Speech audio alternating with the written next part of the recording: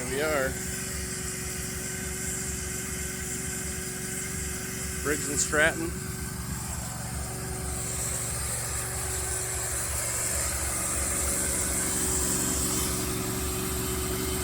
$20 kilowatt whole home.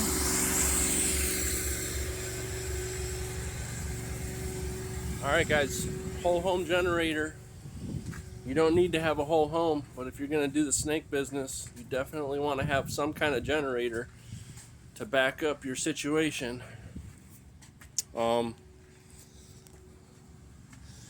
Yeah. So also, that one right there cost me $12,000. They're not cheap. I could have gotten I want to say it was like a 12 kilowatt or something like that for $9,500. The electrician told me he thought that would have covered my house, but then I knew that running the snake business, I'm only going to keep adding more and more electricity capacity to the house.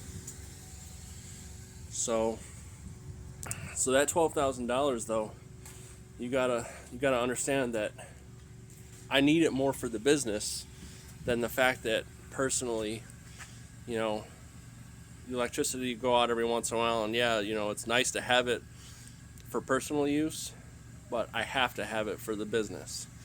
So it's a write-off. So I'm depreciating that $12,000 in the business. You know, so if you think about like running a business and self-employment tax, I'm going to pay like 30% in taxes out of any money that I make selling snakes.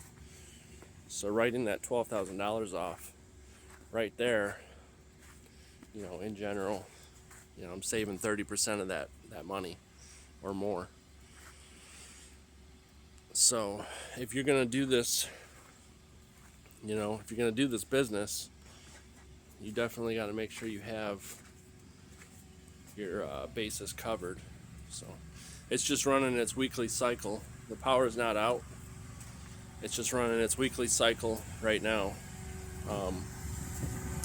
Every week it pops on for a good 10 minutes or so.